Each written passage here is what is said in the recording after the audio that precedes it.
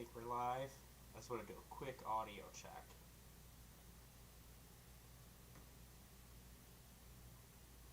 Make sure there's not too much background noise. I don't think there is. Awesome. Well, we will go ahead and start. Thanks for being here if you're watching. If you are, I ask, the normal stuff. Drop a like, subscribe if you like the content. Follow me on Twitter. It's in the description of the video. And follow me on Rumble, too, in case YouTube ever takes me down. So let's start. I wanted to start off today. We're just going to cover some of the strikes Ukraine has been continuing on civilians. I believe these two articles here are about it. At least 80 injured and 5 killed in southern Ukraine shelling. A lot of this is taking place in the Kherson region of Ukraine, Kherson Oblast, which Russia has already taken control of. Here, this video is supposed to have a video, but it doesn't seem to play. But yeah, this is good. The Ukrainians do this every day. They've been doing it since 2014, right? That's what they do. They attack civilians. They're very, very good at it. I had Scott Ritter on recently. That's what he said. They're very good at striking civilians. They're not so good with military strikes. Now, they have recently started striking more military targets. From what I understand, they use the United States has sent over a lot of the 4 HIMARS systems, and from my understanding, the Ukrainians use the HIMARS systems to overwhelm or try to overwhelm air defense systems, and then they use ballistic missiles to try to strike actual legitimate military targets. In the last few days, Ukraine has struck a few ammo depots that way, but overall the Ukrainians are very good at striking civilians, and they're not very good at striking military targets, and that's what we're seeing. Down here it actually talks about it. At least 80 injured in the city Monday morning, while 7 are missing. They claim that Ukrainian troops used U.S.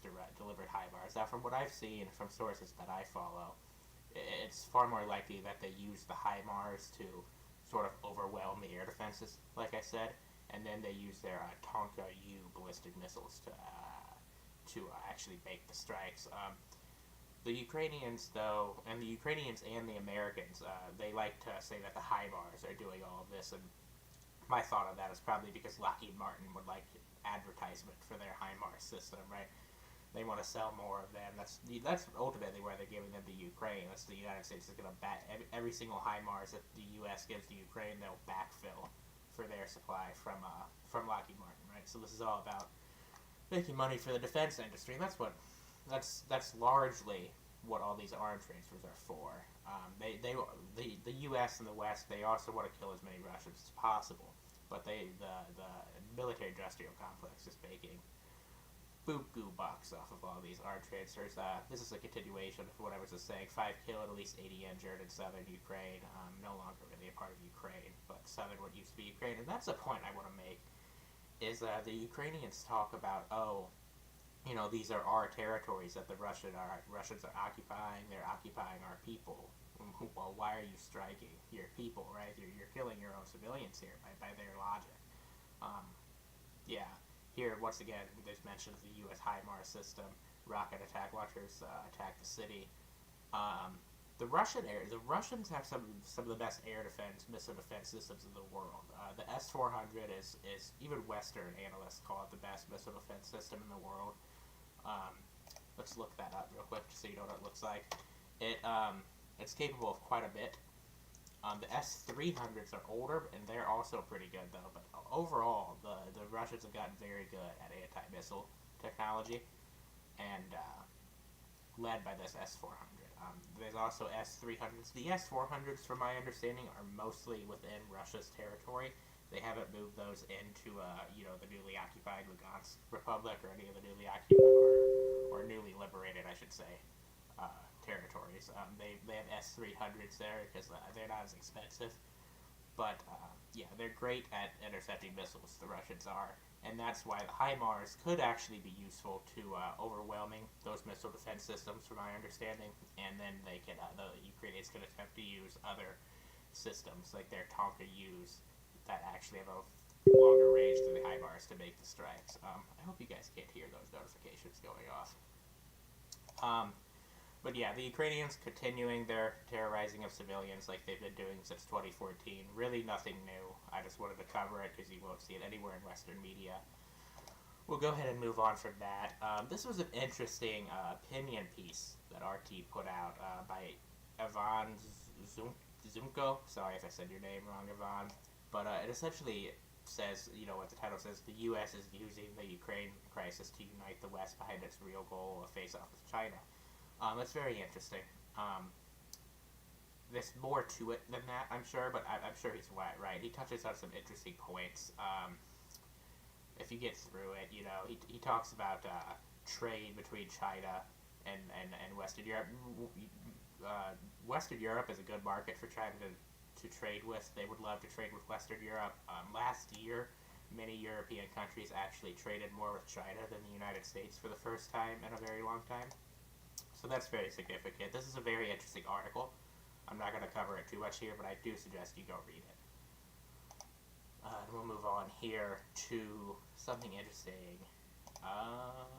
Here. The U.S. is claiming, the White House actually, the National Security Advisor Jake Sullivan, said that Iran plans to send drones to Russia, and it's not ruled out, right? The Russians haven't said it will happen. I actually, from what I followed, it does seem to be happening.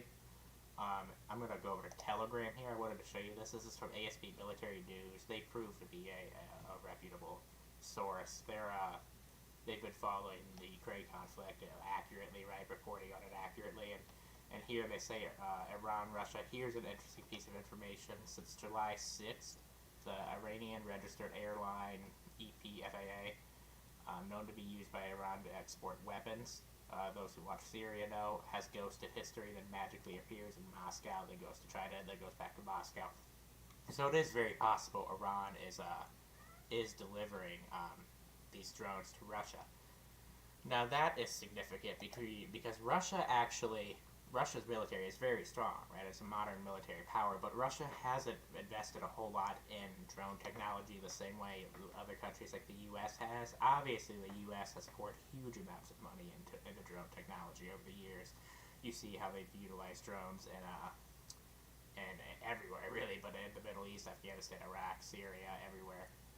They use them a lot, and because of that, there have been drones that have crashed and whatnot, and Iran has actually captured some of these and reverse engineered them, Iran has a lot of engineers, a lot of scientists. In Western media, they distort Iran and try to make it look like that's not the case, but Iran is a very smart nation, right? They have to be, right? They have to have domestic engineers and domestic scientists, because they've been cut off from much of the rest of the world for a very long time, right? So they have to have it all in-house. But that's much of the reason Cuba has one of the best medical fields in the world, is because they've had to do it. They've been in a blockade for 60 years, right? So who else are they going to go to for medicine? If you want to read a good book about the U.S. drone program, I'd read Drone Warfare by Medea Benjamin. It goes over how much money the U.S. and how much resources the U.S. has poured into drone technology over the years. But it does seem that Iran is providing the U.S. with drones, and these drones are very similar to U.S. drones, right? Because Iran's drone program has been based off of reverse engineering of American drones. And they've actually, the U.S. Navy themselves, this is an old article from 2016, have said that Iranian drones have been able to fly over carrier strike groups in the Persian Gulf undetected, and they're able to take precise photos and things. And this obviously isn't a photo from one of the drones, but this is from The Guardian. I don't think they ever show the photo, but Iranian drones are quite advanced, more advanced than Russia's attack drones. Like I said, Russia hasn't put in a lot of resources into that. Russia has focused more on carrying out strikes with manned aircraft, like fighter jets and things. That's what we saw in Syria when they fought ISIS in Syria. That's what we've seen somewhat in Ukraine. In Ukraine, we've seen a lot of cruise missiles, the Caliber cruise missile, sea-launched Caliber cruise missile, and also the Iskander ballistic missile is what we've seen a lot of used in Ukraine. So this is a big deal. If Iran does indeed give these drones to Russia, it's a big deal. And it'll be interesting to see how Russia utilizes them. The U.S. will not be happy about it for sure. This is an RT article from back in November of 2014. An Iranian replica of a U.S. spy drone seized by Iran in 2011. Yeah, so that's what the Iranians have done. They reverse engineered these drones, right? The RQ-170 Sentinel. Go ahead and look that up, just so we know exactly how it looks. This is it right here. I've actually never seen this drone before. It's very interesting. But yeah, Iran has a great drone program, and it appears that they will be giving some to the Russians. Now this is a big deal for many reasons, but specifically because I thought I had an article pulled up, but Putin is supposed to visit Iran next week along with Turkish President Erdogan. Maybe I don't have an article for it, but that'll be a big visit, and that it's certainly interesting that at the same time that it seems that Iran is giving Russia drones that Putin will be visiting. It's good to see Russia and Iran strengthening ties. They're a big part of this multipolar world we're going to see, right? Iran is a great power, right? Iran, throughout much of history, has been a great power. You heard of the Persian Empire and all that, and for many years, hundreds of years now, Iran has suffered from imperialism, and we'd love to see them break the chains of that. And that is why them and Russia and China are going to get along so well.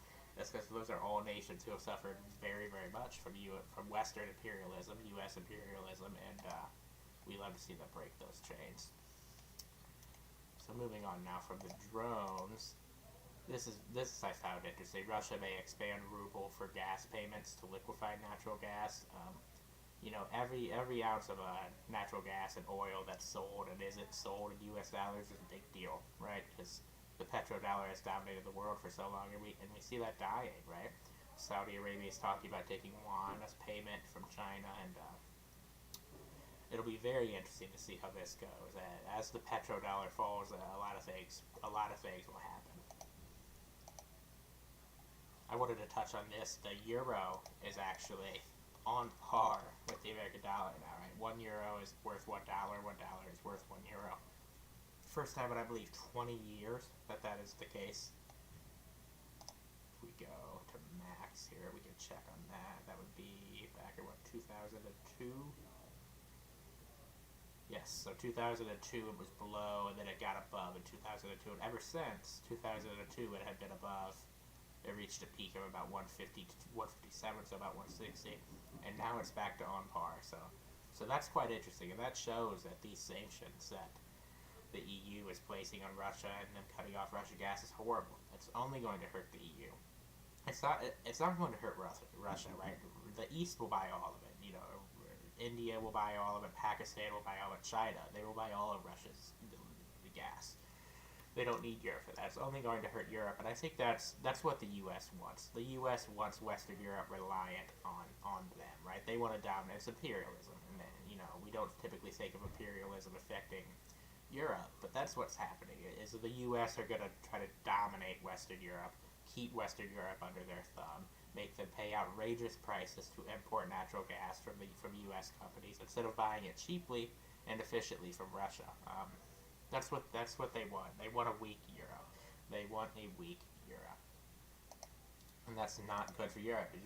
I think many Europeans see this. They know what's happening. This winter in Europe is not.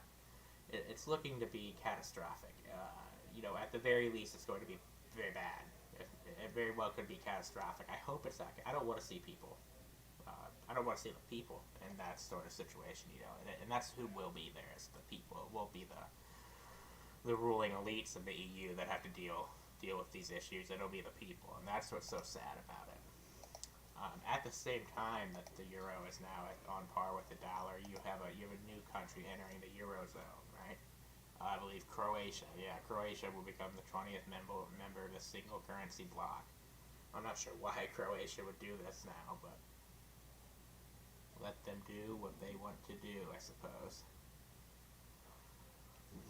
Moving on from there, final candidates to replace Boris Johnson. Like I said before, I do not know a lot about British politics, but this is definitely something that we should touch on, right? The leader of the UK is going to be a big deal. So 8 candidates. Graham Brady appears to be one. Oh no, Graham Brady confirmed the names. Here are the nominees, including former. Here we go. I'm not sure who any of these people are, of course, as an American who doesn't follow UK politics. But it'll be interesting to see who leads there. I'm sure they're all bullish figures, so no one will be good from them. But it'll be interesting. If you hear voices, like there's a bit of a party going on upstairs in my house. I apologize if it's too loud. This is an interesting article, right? Germany hopes Russian gas supplies will resume. The only thing standing in the way of that is Germany, right? It's not Russia standing in the way of that. It's the EU and Germany itself and their sanctions. If Germany wants Russian gas, then they shouldn't be funneling arms into Ukraine and sanctioning Russia, right? And stealing Russia's money. That would be the easiest way to ensure that Russian gas supplies continue to come into Germany. Germany's going to be massively affected, right? Germany's the most industrialized country in Europe. They have many factories. Those factories rely on natural gas. Factories are going to shut down. People are going to lose their jobs. It's going to be catastrophic. I don't see Olaf Scholz surviving very long. I don't see him surviving until 2023. Maybe he proves me wrong, but I don't see how, right? Once the winter hits, and people have to decide whether they want to, heat their house or eat. You put people in that situation, they're not gonna like their leadership, especially the leadership that's causing this pain. That's my point, right? In the West, they're gonna try to say Russia is causing this pain. No, it's the other way around, right? It is the West causing this pain. It's the EU allowing themselves to fall for this nonsense from the United States. There was actually an article I was reading earlier saying just that. The European Union is falling down this path because they're following the United States. They're not acting in the best interest of Germany or the best interest of France or the best interest of the European Union. They're acting on what the Americans want them to do. It's really gross, really, really gross. And we're going to see people become homeless. We're going to see people lose their jobs. People are going to be hungry. People are going to be very, very cold in the winter. It gets cold in the winter in Europe. It's not a tropical place. Everybody knows Europe gets cold in the winter, especially in Germany. Maybe southern Italy won't be too cold, but Germany, France, the UK, it's going to be cold there. They're doing this to themselves. The government is doing this to their own country, right? They're fucking over the people of their own country, and they're gonna pay for it. I have no doubt. We'll see what happens. You see what's going on already with the Dutch farmers.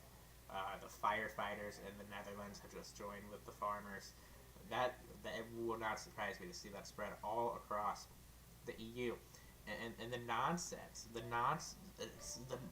policy in the Netherlands that these farmers are protesting is a policy that wishes to cut back farming by like 20%. They want to cut the farming by 20% in the middle of a food crisis, right? There's a food crisis all around the world already, and it's only going to be exacerbated due to the West complicating grain exports from Ukraine. And now they're telling the Netherlands and they're telling countries in Europe, we want you to produce less food. That's absurd. What do you think is going to happen? You think people are going to go for that? No. People want food. People want to heat their homes. They don't. You can't convince people to not want food and not want to heat their homes. There's nothing. You can't say, oh, the Russian menace, the red menace in Ukraine. We have to stop them, and in order to do that, you can't eat and you have to be cold. No one is going to go for that. No one is going to go for that, especially when the people telling them that are sitting in, their fancy palaces and their fancy suits with whatever food they want and with all the heat that they could ever want, right? They're not going to go for it. And that's what this all is. That's what everything we're seeing in Ukraine. We're seeing that it's the neoliberal world order trying to desperately hold on, and it's not going to. It's collapsing in front of our eyes, and it's a good thing to see that, a bad thing to see that at the same time, right? As it collapses, we're going to see a lot of pain in the West, even more pain than we've already been seeing, especially in Europe. The EU is going to be devastated, it seems. The US is going to be bad, even worse than it is now, economically speaking, but it won't be as bad as the EU. The US has the ability to produce things like natural gas and produce enough food at home. But you know you have here in the U.S. we have these same ridiculous policies that are going on in the Netherlands. They have the 30 by 30 program, which is to what they call reforest farmland, 30% of American farm and pasture land by 2030. Right, and they say reforest, and all these policies, they're, you know, the 30 by 30 and the policies in the Netherlands, they always use climate change they always use climate change to try to push it through, right? They say this is going to help heal nature. This is going to heal nature. You know what it's going to do to the population of humans? It's going to make it go down. These are degrowth policies. These are the degrowth policies that Caleb Maupin is always talking about. They want less people, and this is how they're going to do it. They're gonna give it this. They're gonna give it this green veneer, right? This naturalist sort of veneer. Here's just the Wikipedia rundown. You know, I'm sure it's not. You know, I'm sure this isn't something that we should trust, but they say 30 by 30 is a worldwide initiative for governments to designate 30% of Earth's land and ocean area as protected areas by 2030, right? I didn't know about the ocean part. I believe 80% of humanity, most of their protein comes from fish, so that would be very bad for that too. And that's what this is all about. Decrease the food supply. They want to decrease the amount of people in the world. That is what this is all about. The neoliberals want degrowth. Luckily, like I said, though, we're seeing the neoliberal world order kind of crash. They're desperately trying to hold on. It probably won't happen, though. We're probably going to see massive protests all across the EU this winter. We could very possibly see the same thing to maybe a lesser extent in the United States. Luckily for the U.S., we have an election in 2024, so we can kick Joe Biden and those people out. But the people that replace him, it'll probably be Trump or Ron DeSantis, right? It's going to be a Republican. It'll probably be Donald Trump if he runs. If it isn't, it'll be whoever he endorses. But and Donald Trump is a terrible president. He'll be a terrible president again. But he won't be as bad as Joe Biden. Joe Biden, people are calling him the starvation president for a reason because of the things like this, right? He is starving people all around the world, and now he's making it how Ukrainian grain is going to be hard to reach the market. Of course, they blame it on Russia.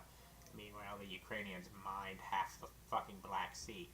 That's the real reason. They never talk about that. They never talk about how the Ukrainians mined their ports in Odessa and various other ports, and now those mines have floated off, and they don't know where they are. They don't know where they are, right? I actually saw a story about a commercial ship the other day hit one of these mines. Was it published anywhere in the West, right? Because they never want to acknowledge here in the West that the Ukrainians do anything wrong.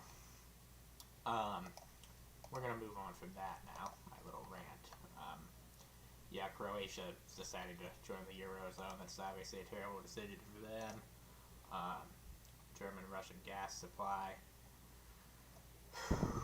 I believe that's all I really had. This is a bit of more of a positive topic. I'm a big space guy. I believe the future of humanity depends on space, right? If we want fusion power, we need helium-3, and the closest place to get that helium-3 is the moon. But this is a James Webb Space Telescope. You may or may not have heard of it. It launched last year. It's the most advanced space telescope ever made. It's actually very interesting. I always say that NASA might be the only part of the U.S. federal government that's still worthwhile, right? Even though there's much corruption there, and NASA is largely used to funnel money to the same military-industrial complex companies that the military does. But NASA is still a bright spot of the U.S. federal government, I think. This is the first image ever released from it. I'm not a scientist or anything, so I can't really tell you what's going on here, but it's fascinating. I believe the future is in space, and if we had a rational government, if we had a government of action, like Caleb Maupin always talks about, then they would focus on space, and we'd hear more about this, right? Space is the future. If we want humanity to grow, we need fusion power, which means we need helium-3, which means we need the moon. That's what China's space program is all about, right? China has a very ambitious lunar program, and they've had great successes already. First nation to land a spacecraft on the far side of the moon. You see them doing all types of things. They have future missions planned. They want to have a manned mission in the 2030s and eventually a base to mine this helium-3 and then by the 2040s. Very ambitious what China is doing. And if the U.S. wanted to continue to be a world leader, if the U.S. wanted humanity to grow, that's what they would be doing. Let's go over to Telegram here. Like I said, ASB Military News and Telegram is a great source of information on what's going on in Ukraine and in regards of military situation. I'm a big military nerd, right? I grew up in military history. I have family that's been in the military, so I've always been very interested. They report that air raid sirens are active in many places across Ukraine currently. Apparently these are Ukrainian drones being shot down. Here's a Iskander ballistic missile. These are Russia's ballistic missiles. Apparently this is a strike of that. I don't want to go too far. Yeah, I don't want to go too far into the war porn here. But if you were interested in following, accurate reporting on stuff like this, I'd recommend ASB Military News on Telegram and Ukraine Maps here. It is also good. But let's go back to RT. I want to touch on this food thing more. It's so absurd. It's so absurd. We're in a food crisis. Last year, 2021, something like 2.1 billion people were already food insecure. What's that going to be? What's that going to be at the end of 2022? Is it going to be 4 billion people? How many people are going to die of starvation? This is a massive issue. They just don't talk about it in the U.S. Western media and corporate media doesn't talk about it, and that's because they support it, right? Them and the people that they work for, they support starving the world. They openly talk about how these people openly talk about how they want people dead. Robert McNamara was JFK's Secretary of Defense, and before that he was the first president of, I believe, the World Bank. And he talked about declining the population. He talked about how he thought there were too many people, and he said, I forget the exact quote, but it's something along the lines of, in these modern times, it's very, he essentially said, in these modern times, it's very easy to control the population through conventional and both thermonuclear war. So he was talking about nuclear war to, cut the human population. And that's the person who's taken it seriously. In any rational place, any rational country, that man is not taken seriously at all. And that man may not even be allowed to be free in many places. It's utterly absurd what's allowed, what these people are allowed to say and still be viewed as credible. It's utterly absurd. See, I have some comments. They seem desperate at this point. They want their land. I assume you're talking about the EU, you're talking about the West and the neoliberals. Yeah, they are desperate. That's exactly right. They see that the world no longer respects them, nor did they ever really, and they see that they don't have to bend the knee to them anymore, right? You're completely right, and I assume they want their land is about the Dutch farmers. Yeah, exactly. They want their land. We want our land, right? The people want our land, right? This land doesn't belong to Exxon, it doesn't belong to Shell, it doesn't belong to Chevron, it belongs to us, right? And the resources on it and in it belong to us, not these private companies, right? Exactly. Let's see what else there is to cover here.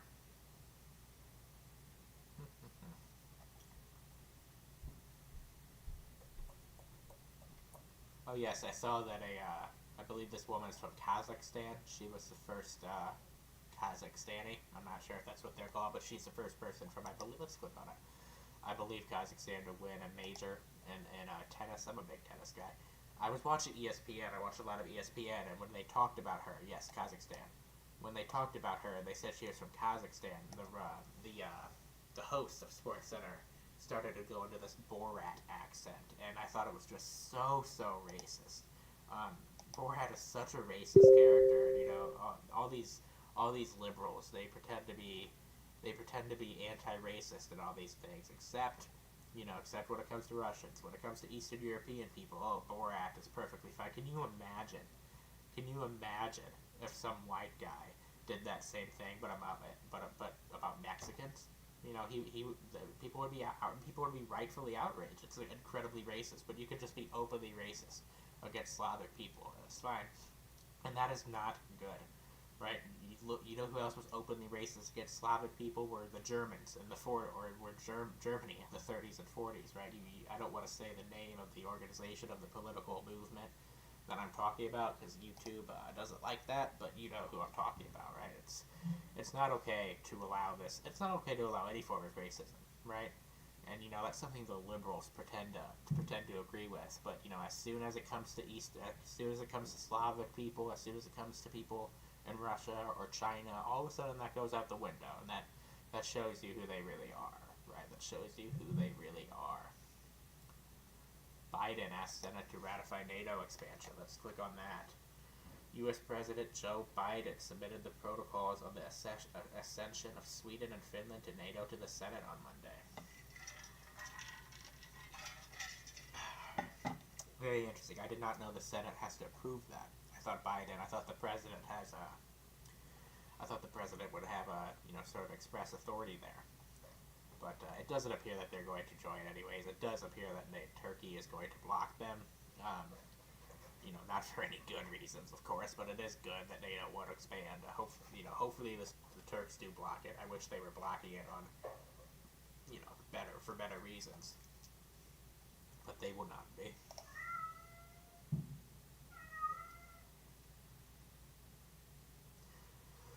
Russia claims it destroyed U.S.-made Harpoon launchers. Russia may extend ruble for gas. We talked about that already. I don't know if you've seen, but recently Trump and Elon Musk have been beefing a bit. I guess Trump's back on the campaign trail, and at some event some rally he had in Alaska, he called Musk another bullshitter or something like that, which is accurate, right? Yeah, another bullshit artist, said Trump. That's accurate, right? Elon Musk is a very smart guy. I like listening to him talk about space and technology and things, but politically he's a libertarian, right? Politically he's not a great guy, and everybody thought, not everybody, naive people thought he was going to bring some type of freedom to speech to Twitter. No, that won't happen, right? Go look at the coups in Bolivia and who was supporting those. Elon Musk openly admitted to supporting it, right? Elon Musk is not who he pretends to be, that's for sure. France could face blackouts without Russian gas. Yep, all of Europe, right? That's what we're talking about. The EU is in a dire place, man. A dire place, and the European Union is not. I've joked and said that the European Union is neither European nor a union, right? Because it doesn't do what's best for the countries in it. It does what's best for Wall Street and the City of London, right? And it's not a union because the European countries are not nearly as united as it's pretended to be. In the United States, they talk about the EU like it's this super united group, and it's not. There are many disagreements between European countries. There are lands that could easily be disputed by certain European countries, and as we see the EU deteriorate, we could definitely see that happen. And we saw what happened last time the Europeans fought. The Europeans can be scary people, man. Here in the United States, I think we've been the heads of imperialism now or at least our government has been. The people obviously haven't been, but the government's been lead imperialist for so long. We're seeing what's happening here. Give me one moment. I think. What's up? Am I interrupting? Yeah. You need anything? Making sure you know that it's food, so you know if you ate or whatever. All right. I'll be up. Alright. Yeah, but this is the whole EU in the winter, right? Without Russian gas, it's going to be very, very bad. Oh, that threw me off track. I had a whole thought I was going to say. Oh, yes, the European Union is neither European nor a union. Yeah, there are a lot of disagreements between EU countries, right? And the European Union, the leaders do what's best for Wall Street and the London Financial District. And, so it's neither European nor a union. I joke and say that quite a bit.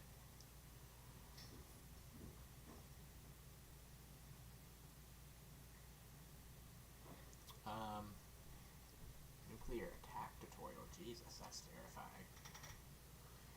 That is terrifying. Oh yeah, Spain sending tanks to Russia, right? Spanish authorities are currently exploring the possibility of digging 10 German Leopard 2A4 battle tanks and 20 American and 113 armored personnel carriers out of storage and donating them to Ukraine. Well, that's a drop in the bucket, really, but That's not good, man. The more arms that are poured into Ukraine, the less Ukraine there's going to be at the end of this conflict, right? Now I got a cat interrupting me. A lot of interruptions tonight.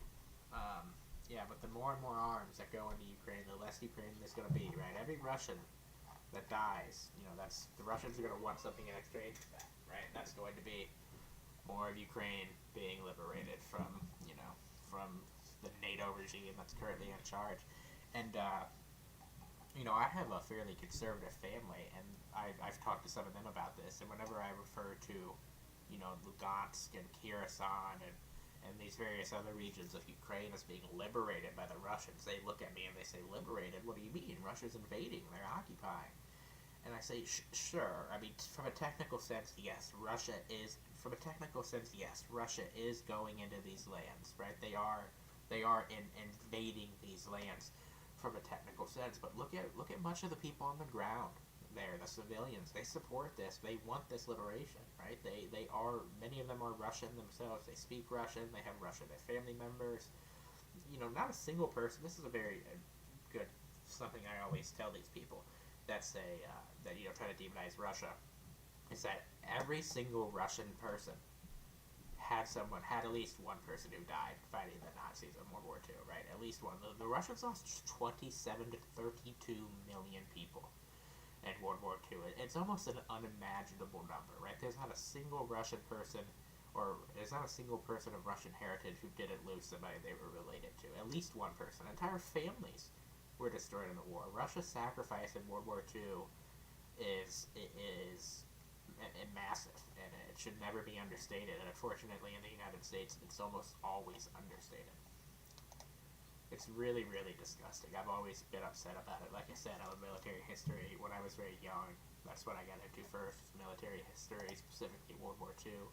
And I've always kind of known the truth that the Soviet Union and Germany were diametrically opposed, and it's not portrayed that way here in the United States. Here's the article I was looking for earlier about Putin meeting with Iran and Turkey. In Tehran next week, he'll meet with, I believe he'll be meeting with Erdogan from Turkey, the leader of Turkey. I have a hard time saying his full name, Recep Tayyip Erdogan, and then Iranian President Raisi. That'll be interesting to see what they say, especially if they announce that Iran has indeed given Russia drones. Because, like I said, the Iranian drone program is quite advanced because they've been able to capture U.S. drones and reverse engineer them. And good for them, right? Good for them. Good for them. Those U.S. drones have no business being in or near Iran anyways, right? I always think it's funny here in the West. They'll talk about Iran doing something in the Persian Gulf. They'll say Iranian ships confront United States naval ship in the Persian Gulf, and they expect us to think, oh no, Iran is being aggressive towards us. No, Iran is Persia, right? Iranians are Persian. The Persian Gulf, you could call it the Iranian Gulf, right? We are there. We're the ones being aggressive. Right, the United States military, Navy, those carrier strike groups in the Persian Gulf, they're the ones being aggressive. It's not the other way around. It is not the other way around. No matter what way you try to swing it, you have to be completely delusional to pretend it's the other way around, and that's what you typically see. You typically see people in Western media and some regular people in the West. You tend to see them buy into that delusional narrative.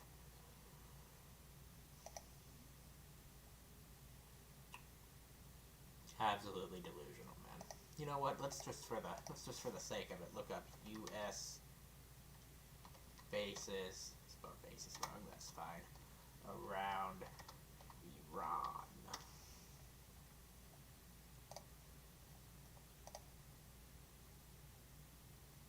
Yeah, look at this. Look at this, right? And I've seen people post pictures like this on Twitter, and they'll say, how dare Iran put their country so close to our military bases, right? How dare they? How dare they put it that close? Here's a good one, and this one has the naval ships exactly. And I was watching a Richard Medhurst video the other day. Richard Medhurst is great. You should check his channel out. he talked about how right here, this whole peninsula, right, the Arabian Peninsula is the name of this peninsula. The U.S., they want to control all of it because they want to control the trade routes, right? It's Atlanticism.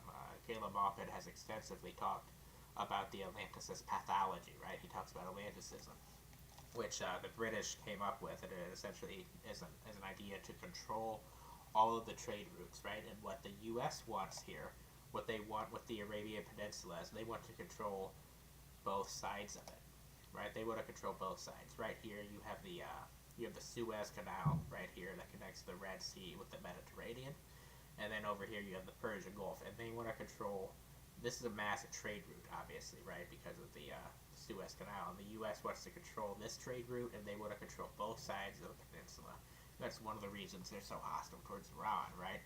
And especially now that you have the north-south international corridor. Now that you have the north-south international corridor, the U.S., you could see them be especially hostile towards Iran because, you know, the standard route for Russia to trade with India is for Russia goods to either leave up here or down here from Kaliningrad and go around through the North Sea, around the Iberian Peninsula, into the Mediterranean, through the Suez Canal, then through the Red Sea, and then through the Arabian Sea into India, right? That's the historical way they've done it. But now, Russia could go from Russia through Russia, staying in Russia, pass through Azerbaijan, and then through Iran, who's an ally, and then to the ocean to India, right? The U.S. hates this. The West cannot stand for this because they are Atlanticists. They want to control all the trade routes. That's why they hate the Belt and Road Initiative, right? They hate the Belt and Road Initiative. They hate all of these things because it's going to decrease their ability to control the trade routes. That's what it's all about, man. It's what it's all about. Read City Builders and Vandals by Caleb Moffitt, right? Right here, this book, wonderful book. Give it a read. It's absolutely amazing. It is a big book. The Center for Political Education the Center for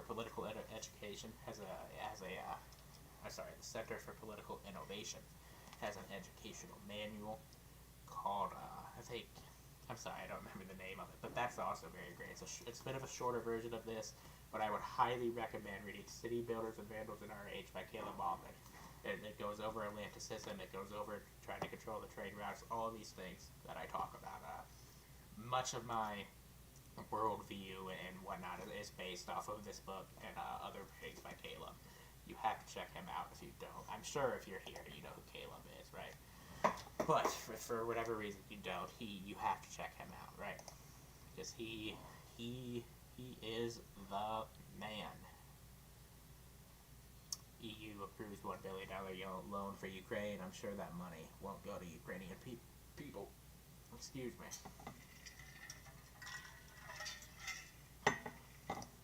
Here's a good one. Kiev uses U.S. supplied rockets to attack Ukrainian city. The strike on Novaya Kakhovka, I'm sure I said that wrong, was carried out with American-supplied weapons, according to the local administration. This is in the Kherson region, right? Okay, so a region that has been liberated by Russia. And, you know, according to, if you ask Western media, if you ask Kiev, the government that is, if you ask them, they say that this is a part of Ukraine. Then why are you striking them, right? If you say that Donbass is a part of Ukraine, why have you been killing them for 8 years, right? Why were you killing them for 8 years if they're your people? It's ridiculous. The government in Ukraine, the military in Ukraine, they've been carrying out genocidal acts for 8 years, and the West just whitewashes it, right? Just whitewashes it.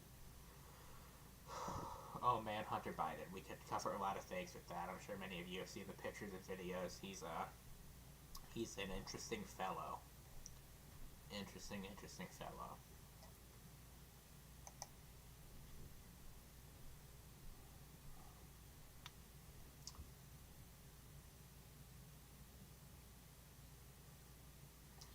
This is interesting. According to Bolsonaro, the leader in Ukraine or Brazil is seeking Russian fuel supply, right? Very, very interesting. more and more people are going to want Russian gas, right? Russian gas, there's a lot of it. There's a lot of it, and it's much easier to buy than American gas, right? When you buy things from America, there are strings attached. You have to carry out these neoliberal policies of cutting public spending. You have to let U.S. NGOs do whatever they want in your country. It's much easier to trade with Russia and China.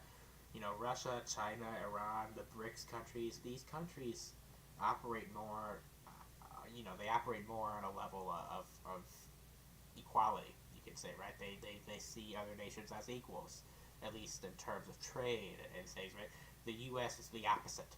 The U.S. treats everyone like subordinates. The West treats everyone like they have to just do what we tell you, right? And a perfect example of this is, Pakistan. When Imran Khan, at the beginning of Russia's operation, Imran Khan went and bought more.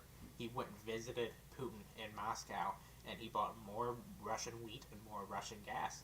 Wheat and gas is something that Pakistan needs a lot of. Pakistan has a huge population. They have a huge energy demand. They have a huge food demand.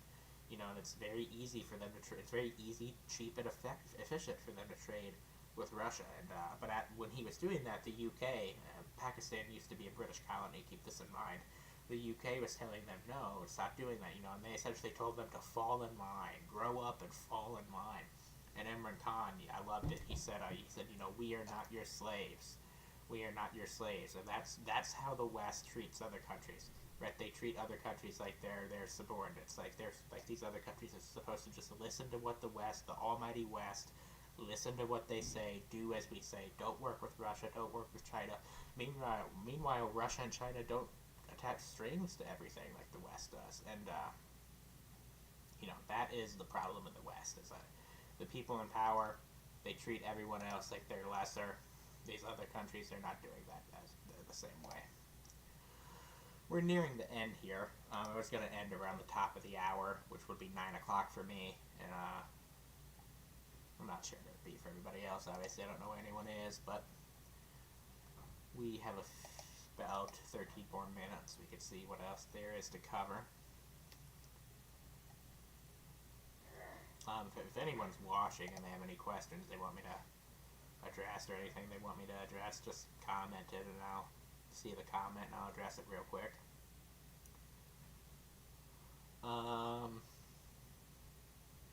Oh yes, Kaliningrad. We should talk about that. The EU and supposedly the EU and Russia reached a deal today to once again resume transport to Kaliningrad, which they, of course, Lithuania and the EU had already agreed to do. Right?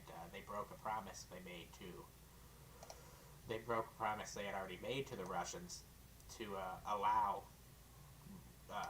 goods to pass through Lithuania into Kaliningrad, right? Because Kaliningrad is a part of Russia, right? Kaliningrad is just as much a part of Russia as Alaska is a part of the United States. And the United States actually has a deal with Canada that if you're an American citizen and you go to the Canadian border and you say, I'm going to Alaska, the Canadians have to let you through. They have to let you through and let you go to Alaska. Now, this is a similar deal that the Russians had with Lithuania, right? The Russians had, the deal is that Lithuania will allow Russian rail, right? So trains carrying Russian goods to go to and from Kaliningrad, right? To and from Russia, right? We shouldn't really think of Kaliningrad as different from Russia because Kaliningrad is Russia, just the same way Alaska is the United States. And Lithuania broke this promise, and they've been not allowing the rail to go through. And, they're essentially poking the bear more, right? Poking the Russian bear, and the Russians have said many times that they will respond as they see fit, including military action if it gets to that point. Now, luckily, it looks like it's going to avoid that. But, man, the West is going crazy. The West is going crazy. Wabacone says Caleb Maupin. Yes, Caleb is awesome. Caleb is very, very awesome. He's the ideological founder of the city building, sort of city builder and vandal way of looking at the world. I look at the world that way a lot now. Really life-changing guy. I look at the world completely differently. I discovered Caleb probably about 3 years ago now, and ever since blew me away. At first, when I first discovered him, I was kind of like a Bernie Sanders guy. I was big on Bernie Sanders, so I guess a social democrat. And when I first discovered Caleb, I thought, well, he's a socialist. He's big from Russia, and I thought, well, I was skeptical at first, but I really dove in head first into the history and into the history of socialism, and I had no idea what socialism was at the time. My idea of socialism was like what Vosh's idea of socialism is, but Caleb Maupin made it very clear. He makes it very clear, and there's a very clear definition of socialism, right? Socialism is when the means of production operate for public good, right? Capitalism is when the means of production operate in order to produce profit, right? Very, very simple. And here in the United States, people just don't know that. Caleb Maupin is the man, though. Definitely watch him. He has a stream starting in 9 minutes. That's why I'm ending my stream in 9 minutes, because I want to watch his. Caleb Maupin is an awesome, awesome dude. Check him out on YouTube, Twitter, everywhere he is. Buy his books. Like I said, City Builders and Vandals. Amazing book. And also